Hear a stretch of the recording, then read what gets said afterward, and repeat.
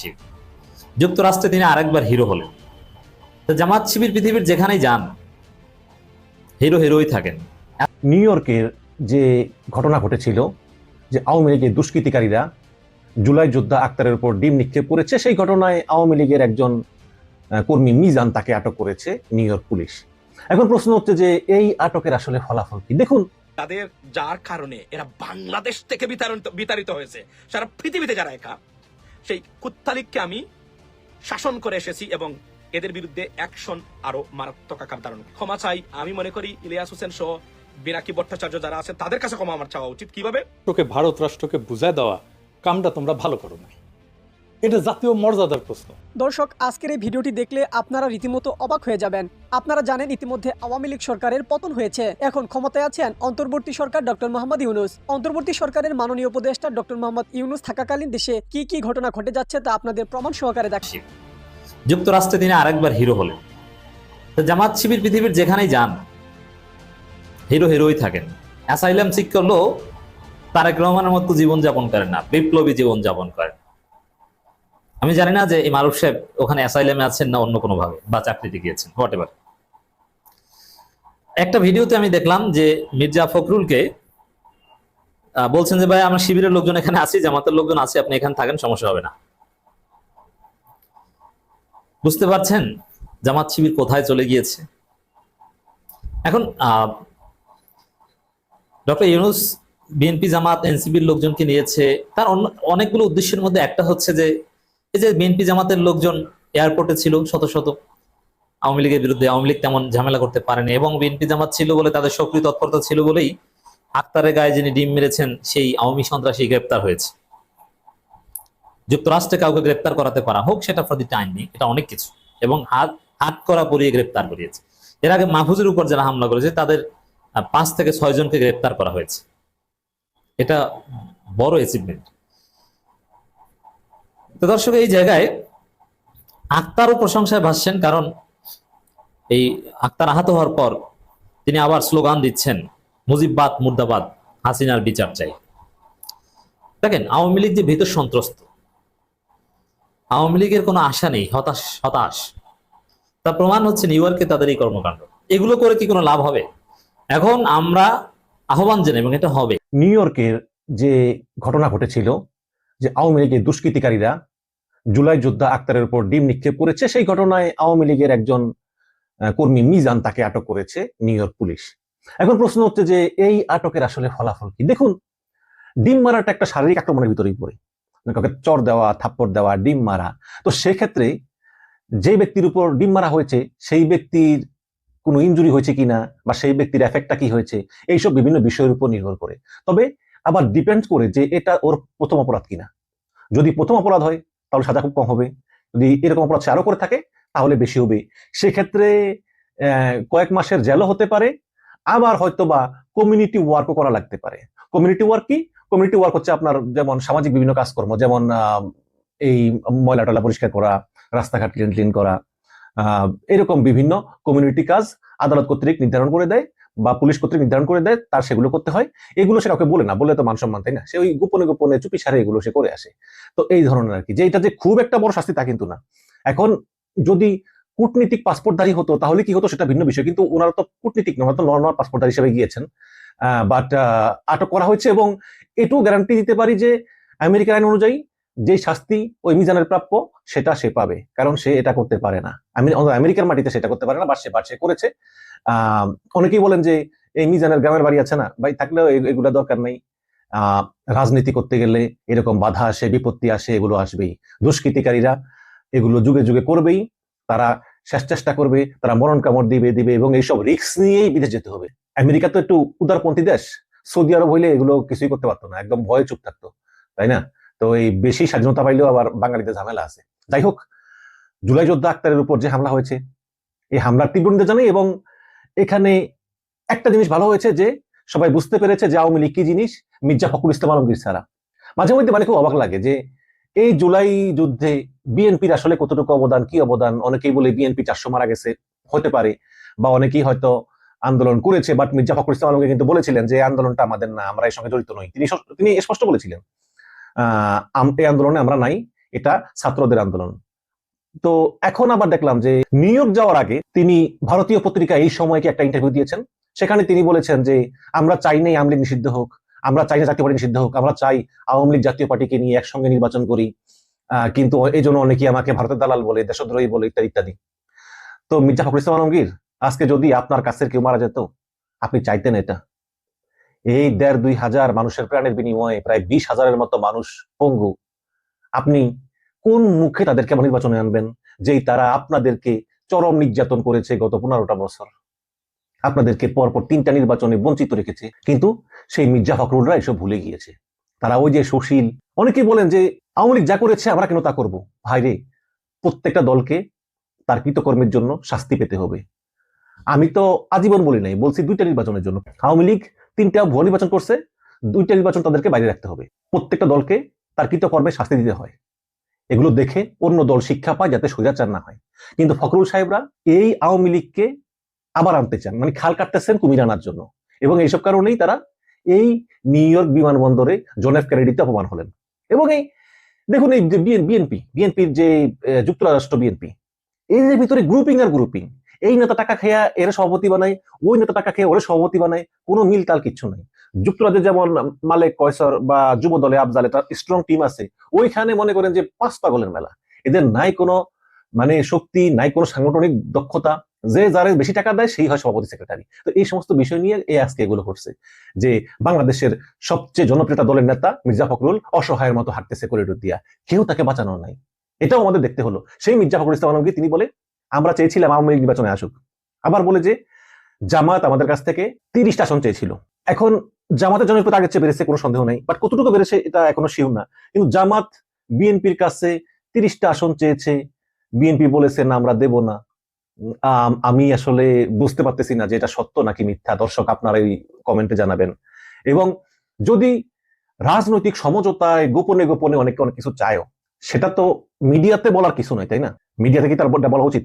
তর্কের খাতিরে ধরে নিলাম যে জামাত চেয়েছে, হ্যাঁ 30টা চেয়েছে, 50টা চেয়েছে, কিন্তু এটা তো আর মিডিয়াতে বলার কিছু নাই।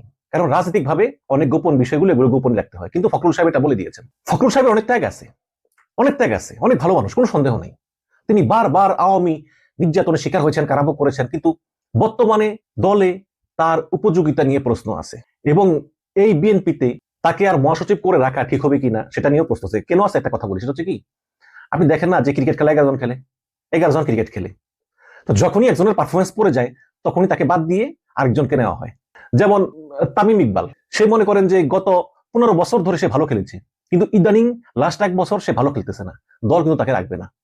ওই 15 বছরের পারফরমেন্স দেখলেও তাকে রাখবে না, কারণ দলের এমন লোকের দরকার যারা সবসময় পারফরমেন্স করতে পারে। ঠিক রাজনীতি হচ্ছে সেরকম। মির্জা ফখরুল ইসলাম আলমগীর ত্যাগী নেতা, কোনো সন্দেহ নাই, অনেক কারাভোগ করেছেন, অনেক কষ্ট করেছেন, কিন্তু বর্তমানে তার কথাবার্তা কার্যক্রম দলকে আসলে কতটুকু হেল্প করতেছে, দলের কতটুকু ক্ষতি করতেছে, এগুলো কিন্তু দলের ভাবা উচিত, ভেবে সিদ্ধান্ত নেওয়া উচিত।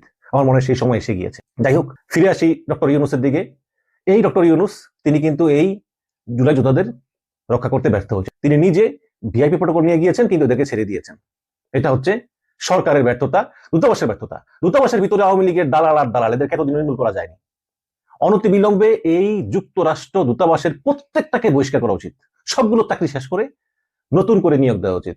কারণ এই দূতাবাসের ভিতরে কিছু লোক আছে তারা অনবরত টেক্সট পাঠায়। দেখেন, আমেরিকা অনেক বড় দেশ, অনেক বড় শহর, কোন শহরে কোন মন্ত্রী কোন সময় যাবে এগুলো দূতাবাস তো জানে। দূতাবাসের লোকেরা ওই আওয়ামী লীগকে টেক্সট পাঠায় যে হোয়াটসঅ্যাপে যে ওইখানে যাবে, ঠিক তারা ওইখানে গিয়ে জড়ো হয়, ওই সময় গিয়ে জড়ো হয়। এই হচ্ছে কি অবস্থা। প্রত্যেকটাকে চাকরিচ্যুত করা দরকার একদম ইমিডিয়েটলি, কারণ সরকারের টাকায় বেতন খেয়ে তারা আবার এইসব কাজ করবে। আওয়ামী লীগের সময় তো এগুলো করতো না, আওয়ামী লীগের সময় তো একদম ভিজা বিড়াল হয়ে থাকতো। এখন ওই ইউনূসের সরদা সুযোগ পেয়ে তারা একদম বিদ্রোহী হয়ে উঠেছে। এই যাই হোক, কথা হচ্ছে যে ডক্টর ইউনূস তিনি কিন্তু বসে নেই, তিনি আমেরিকাতে গিয়েই সিরিজের পর সিরিজ মিটিং করতেছেন। আমেরিকাতে গিয়েই আমেরিকার দক্ষিণ ও মধ্য এশিয়া বিষয়ক বিশেষ দূত এবং ভারতের জন্য মনোনীত রাষ্ট্রদূত সার্জিও গোরের সঙ্গে বৈঠক করেছেন এবং সেখানে বলেছেন যে আগামী ফেব্রুয়ারির প্রথমার্ধে নির্বাচন অবাধ, সুষ্ঠু এবং নিরপেক্ষ করার জন্য ব্যাপক আয়োজনের প্রস্তুতি চলতেছে। এবং এই বৈঠকে সার্কের পুনরুজ্জীবন, রোহিঙ্গা সংকট ইত্যাদি এবং বাংলাদেশকে লক্ষ্য করে পরিচালিত ভ্রান্ত তথ্য প্রচার এবং দ্বিপক্ষীয় আঞ্চলিক নানা ইস্যু নিয়ে আলোচনা করা হয়। এবং 26শে সেপ্টেম্বর তিনি জাতিসংঘের সাধারণ পরিষদে ভাষণ দিবেন এবং ডোনাল্ড ট্রাম্পের সঙ্গে একটি নৈশভোজে অংশ নেবেন। এখন অনেক মিডিয়া বলতেছে যে ডোনাল্ড ট্রাম্পের সঙ্গে একটি দ্বিপাক্ষিক বৈঠক হতে পারে, কিন্তু এই তথ্য আমার কাছে নাই। কারণ আমি যতটুকু জানি যে জাতিসংঘের সাধারণ পরিষদ অধিবেশন চলাকালে আমেরিকার president as a host country তারা অন্য কোনো দেশের সরকার প্রধানের সঙ্গে মিটিং এ বসেন না। গতবার ব্যতিক্রম ঘটেছে, কারণ যেহেতু প্রেসিডেন্ট বাইডেন এবং ইউনুস তারা বন্ধু, এই কারণে নিয়ম ভেঙে বাইডেন ইউনুসের সঙ্গে বৈঠক করেছেন, কিন্তু এবার আর তা হবে না। তবে ডোনাল্ড ট্রাম্প বিভিন্ন সরকার প্রধানের জন্য যেই নৈশভোজের আয়োজন করেছেন সেখানে ডক্টর ইউনুস আমন্ত্রিত, এবং সেই নৈশভোজের ফাঁকে ফাঁকে সাইডলাইনে একটা বৈঠক করার চেষ্টা চলতেছে এবং আমেরিকার পক্ষ থেকেও মোটামুটি একটা সাড়া পাওয়া গিয়েছে।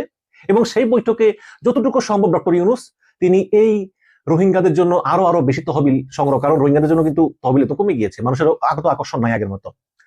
তো তারা কিভাবে চলবে বা তাদের সমস্যা এবং এই যে এই শুল্কটা আরো কমানো যায় কিনা, অবশ্যই তো তাদের যার কারণে এরা বাংলাদেশ থেকে বিতাড়িত হয়েছে, সারা পৃথিবীতে যারা একা, সেই কুত্তালিককে আমি শাসন করে এসেছি এবং এদের বিরুদ্ধে অ্যাকশন আরো মারাত্মক আকার ধারণ করবে। প্রথমেই জাতির কাছে ক্ষমা চাই। আমি মনে করি ইলিয়াস হোসেন সহ বিনাকি ভট্টাচার্য যারা আছেন তাদের কাছে ক্ষমা আমার চাওয়া উচিত। কিভাবে আমি আপনাকে বলি, 32 নম্বর ভাঙ্গার পরে আমি পোস্ট দিয়েছিলাম তার বিরোধিতা করে, আওয়ামী লীগ নিষিদ্ধের ব্যাপারে নমনীয়তা প্রকাশ করেছিলাম। জাতির কাছে আমি মনে করি এটার জন্য ক্ষমা চাওয়া উচিত, কেননা এটা রং ডিসিশন হয়েছিল, এটা আমি এখন বুঝতে পারলাম। আমি মনে করি যে থ্যাংক ইউ, আমি মনে করি যে এটা আমার ভুল সিদ্ধান্ত ছিল, এটা আমার করা উচিত হয় নাই। আমি আজকে জাতির কাছে 32 নম্বর যারা ভেঙেছেন, যারা দুলিশাত করে দিয়েছেন এই স্বৈরাচার এবং ফ্যাসিস্টের আস্তানা, আমি ঘুর বিরোধিতা করে ভিডিও দিয়েছিলাম। ইলিয়াস ভাই থেকে শুরু করে পিনাকি ভট্টাচার্য সবার বিরোধিতা করেছিলাম। আজকে আপনাদের কাছে ক্ষমা চাই এবং জাতির কাছে এই মারাত্মক সিদ্ধান্ত নেওয়ার কারণে আমি ক্ষমা চাচ্ছি। অবশিষ্ট যতটা ইট আছে সেগুলো শেখ হাসিনার পাশা দিয়ে ঢুকিয়ে দেওয়া দরকার বলে আমি মনে করি। কারণ ফেসিজম মানে কুত্তালিগ এবং এই বেপরুয়া, এদেরকে সাবধান করা উচিত। এখানে বলে রাখি যে এই ঘটনায় কোনো ফিজিক্যাল ইন্টারাকশন নাই, কোনো ধাক্কা ধাক্কিও নাই, কারোর সাথে কারো টাচিংও নাই। মনে রাখবেন একটা কথা, তাদের স্পর্ধা এবং দুদর্শ মনোভাব কারণে প্রতিবাদ করে এসেছি। এবং এই এতটা কুত্তা ছিল, মানুষ বলেছেন 1000 কুত্তা ছিল এবং কুত্তাদেরকে শাসন করে এসেছে। এবং ইনশাল্লাহ আপনাদেরকে বলি, এই সন্ত্রাস, এই ফেসিস্ট গণহত্যাকারী এবং এই মানবতা বিরোধী অপরাধে অভিযুক্ত এই কুত্তা এবং টুকাইদেরকে যুক্তরাষ্ট্রের মাটিতেও এদের রাজনীতি নিষিদ্ধ করার প্রক্রিয়া শুরু হলো এবং ইনশাল্লাহ আমরা সেটা করব। এবং বাংলাদেশে যেভাবে এদেরকে বিতরণ করা হয়েছে, যাদের অস্তিত্ব নাই তাদের 32 নম্বর ব্যঙ্গে মাটির সাথে মিশিয়ে দেওয়া হয়েছে, আমি মনে করি অবশিষ্ট ইট যতগুলো আছে সেগুলো আপনার এই বাংলাদেশের সেনাবাহিনীর বিশেষ বিমানে দিয়ে হাসিনার পাশা দিয়ে ঢুকিয়ে দেওয়া উচিত। কারণ হাসিনাই এই সন্ত্রাস, জীবনে হাসিনা বলি নাই, বলে রাখবেন, জীবনে কিন্তু হাসিনা বলি নাই, শেখ হাসিনাই বলেছি, রাইট? শেখ হাসিনা বলেছি। কিন্তু আমি মনে করি না, কারণ মানুষের সাথে মানসিক সম্পর্ক রাখা উচিত। এই অমানুষদের সাথে আসলে কোনো মানবিক সম্পর্ক, কোনো ধরনের শব্দ এবং civilise, I am sorry, I mean, I've been trying to be very civilized on social media, and I maintain it, ladies and gentlemen. But in regards to Awami League, regards to Santrashi League, Chadabaz League, ভারতীয় প্রেতাত্মা এবং আপনার এই দাদাদের বিষ থেকে জন্ম নেওয়া এই জারজ এবং এই সন্ত্রাসীদের বেলায় আর কোনো বদ্ধতা দেখানো হবে না, ইনশাল্লাহ দেখানো উচিত নয় বলে আমি মনে করি। তাদের আপনি দেখেন তাদের স্পর্ধাগুলা, তারা সাধারণ মানুষকে কতটা হ্যারাস করার চেষ্টা করে এবং এই অসভ্য জানোয়াররা, আমি মনে করি কোথাও যেন আর তারা আপনার রাজনীতি করার সুযোগ না পায়, ইনশাল্লাহ। এবং আজকের এই ভিডিওতে জামায়াত এবং বিএনপি এবং মোহাম্মদ তারেক জনতার নেতা যিনি আছেন এবং এনসিপি থেকে শুরু করে হুঁশিয়ার করে দিচ্ছি আপনাদেরকে, নিজেদের মধ্যে যা করার করবেন, তবে আওয়ামী লীগের ব্যাপারে আপনাদের ভিতরে যেন কোনো ধরনের হীনমন্যতা কাজ না করেন। নিজেদের মধ্যে বিশৃঙ্খলা থাকতে পারে, ডিসএগ্রিমেন্ট থাকতে পারে, ইউ গাইজ মিটিগেট ইট, আপনারা নিজেদের ভিতরে যা করা করেন, কিন্তু আওয়ামী লীগের ব্যাপারে কোনো ধরনের প্রশ্রয় কেউ দিবেন না। দিলে আমরা কিন্তু যে কোন ভাবে আপনাদেরকে পাকড়াও করবো। দিস ইজ আওয়ার লাস্ট, আপনাদের এই ওয়ার্নিং দিচ্ছি। বর্তমানে জামায়াত ইসলামী, বিএনপি নেতৃবৃন্দ এবং এনসিপি থেকে শুরু করে যারা আছেন, এরা মানুষই নেই, এরা জানোয়ার। এই জানোয়ারদের সাথে এই সভ্য সমাজে আপনি বসবাস করতে পারবেন না। এটা আমি তো বললাম, আমি শেখ মুজিবুর রহমানকে নিয়ে জীবনে একটা কথা বলি নাই, আজকে বলছি না, বলবো না। কারণ আর যাই হোক, মৃত ব্যক্তিকে নিয়ে অন্তত আমি মনে করি, কারণ এই আওয়ামী লীগের জানোয়ারদের মতো, এই সন্ত্রাসীদের মতো আমরা হওয়া উচিত না। তবে আমি হুঁশিয়ার করে দিচ্ছি, জামায়াত ইসলামী সহ যারা আছেন অনেকে আওয়ামী লীগের পুনর্বাসনে ব্যস্ত। বি কেয়ারফুল, সাপ নিয়ে খেলবেন না। এই জাতির ভবিষ্যতে, জাতির কল্পনা করতে পারেন আমাদের মতো ব্যক্তিকে বলে দিয়ে এসেছি নিউ ইয়র্কের মাটিতে আওয়ামী সন্ত্রাসীদের, এদের বিরুদ্ধে যুদ্ধ ঘোষণা হলো, যেখানে যাবে এদেরকে প্রতিরোধ এবং প্রতিহত করা হবে ইনশাআল্লাহ। এবং এদেরকে এই যুক্তরাষ্ট্রের মাটিতে নয়, সারা ইউরোপ জুড়ে যেখানে এই যে রাজনৈতিক কর্মকাণ্ড আছে সেখানে এটা গ্রেপ্তার করার জন্য ঐক্যবদ্ধ হওয়ার আহ্বান জানাই। এরা ন্যাশনাল সিকিউরিটি থ্রেট, এরা আমাদের ভবিষ্যৎ প্রজন্মের জন্য থ্রেট। মনে রাখবেন এই কথাগুলো, মনে রাখবেন। এরা আমাদের ভবিষ্যৎ প্রজন্মের জন্য থ্রেট। এরা মানুষ নয়, এরা অমানুষ নামের কিছু মানুষ রাজনীতি করে, এবং এই সন্ত্রাসীদেরকে যাদেরকে বিতরণ করা হয়েছে সারা বাংলাদেশ থেকে, এরা যেন কোনোভাবে, এবং তারা বুঝতেছে না ইনশাআল্লাহ দলীয় সরকারের যুক্তরাষ্ট্র চাচ্ছে এখনই যে সব বিচার সম্পন্ন হোক, কিন্তু রায় কার্যকর হবে দলীয় সরকারের অধীনে। এই খুনি, এই মানবতা বিরোধী অপরাধী এবং গণহত্যাকারী জাতিসংঘের তদন্তের শেখ হাসিনার যার আপনার গণহত্যার প্রমাণ মিলেছে, সেই কুলাঙ্গার জীবনে বাংলাদেশে ফিরতে পারবে না। তাকে এই নির্বাচিত সরকার এসে তার রায় কার্যকর করার জন্য যুক্তরাষ্ট্র, আমেরিকা, পশ্চিমা বিশ্ব বসে আছে। তারা চায় না ডক্টর মোহাম্মদ ইউনূস রায় কার্যকর উনি করুন। তারা চায় এই রায় যেন কার্যকর করুন দলীয় সরকার এসে। ইনশাআল্লাহ সেটা বাংলাদেশে ঘটবে।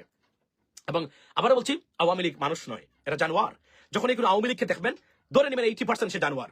তারপরে যদি 80, বলছি না 100% আওয়ামী লীগ জানোয়ার, 80% জানোয়ার ডাইরেক্টলি। এরা বিল্ট ইন, মানে জেনেটিকলি এরা হচ্ছে অমানুষ এবং জানোয়ার। এরা বাংলাদেশে এদের অস্তিত্বহীনতা কেন হয়েছে? আল্লাহর সরাসরি হুকুমে এদেরকে আল্লাহ ধ্বংস করে দিয়েছেন। এবং হাসিনার মতো গণহত্যাকারী কুলাঙ্গার যে 10টা কথার মধ্যে 8টা কথা মিথ্যা কথা বলে, সেই হাসিনা কখনো আর বাংলাদেশে ফিরবে না ইনশাআল্লাহ। ইমরান আল নাজির, ইমরান, তোমাদেরকে বলতেছি, তোমাদের মধ্যে আপনার গণ অধিকার পরিষদ বলো, আর আমজনতার দল বলো, জামায়াত আর বিএনপি বলো, এনসিপি বলো, আওয়ামী লীগের ক্ষেত্রে সবাই ঐক্য থাকতে হবে। এটা বজায় রাখবা। নিজেদের মধ্যে যা হয় হোক, নট এ প্রবলেম। বাট যখন আওয়ামী লীগের এই ফেসিস্ট এবং সন্ত্রাসী, এই ক্লাঙ্গার ভারতীয় বীজ এবং প্রেতাত্মাদের বিষয়। দর্শক, সম্পূর্ণ ভিডিওটি দেখলেন, আশা করি বিষয়টি বুঝতে পেরেছেন। এই নিয়ে আপনার গুরুত্বপূর্ণ মন্তব্যটি অবশ্যই কমেন্ট বক্সে জানিয়ে দিবেন। ধন্যবাদ।